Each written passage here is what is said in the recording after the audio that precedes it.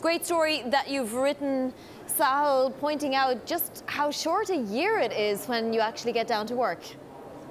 That's right, Vonnie. I think one of the biggest things that is staring the White House and President Trump in the face as they try to move on to not only getting health care done, but other big things that they want to do, like tax reform, like infrastructure, is the calendar that Congress faces. There are only 39 legislative days on the calendar until the August recess. The Senate has a long and uncertain road on the health care fight. Once Congress returns, it has to fund the government. It has a month to fund the government again. We learned that that was not an easy task for them. It has a series of expiring programs that it needs to extend, like flood insurance, and it needs to raise the debt limit. All of this has to happen in the fall, and these are fundamental decisions that have to be made about how much the government spends and on what, and whether or not this stuff gets paid for. And there will be Republican divisions on these things that force leaders to eat up political capital and take a lot of time out of it. So it's just a difficult road ahead to do anything optional. Sure, but in some senses, Sahil, this is all about political will, right? If there's the will to pass and have a tax legislation come up, then it will be there and it will happen fast. If the will isn't there, then it'll be put off till, gosh knows when. So how much political will is there to get anything done in this kind of environment?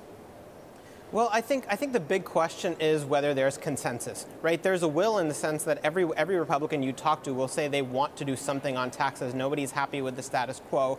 The problem with that is that not only is the calendar very difficult and daunting for them, the House and Senate Republicans are drifting further apart rather than toward consensus on the nuts and bolts of tax legislation. They're not agreeing on whether it should be permanent and revenue neutral, which is, I guess, the prerequisite for permanence. And they disagree on what, if anything, should be used to pay for it to raise revenues, things like interest deductibility and this border adjustment tax. The House is still on board with it. The Senate Republicans are not. So you need consensus on this sort of thing to move forward, and it's just not there on taxes right now. So in the few weeks that we have, the 37 days or so that you mentioned before the August recess, what happens? The Senate takes up health care while the House moves on to tax legislation?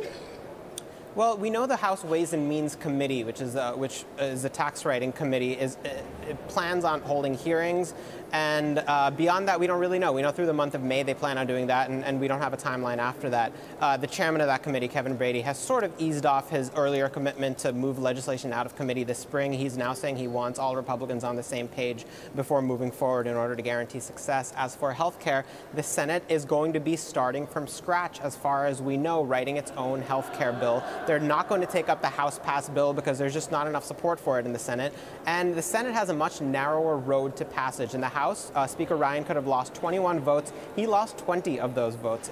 Senator McConnell, the Republican leader in the Senate, can only spare 2 votes on health care. So it's a long and uncertain road. We don't know which way it's going to go. And another little complication, Vonnie, the Senate Finance Chairman, Orrin Hatch, is overseeing not only health care but taxes. It's very difficult to do both of those things at the same time.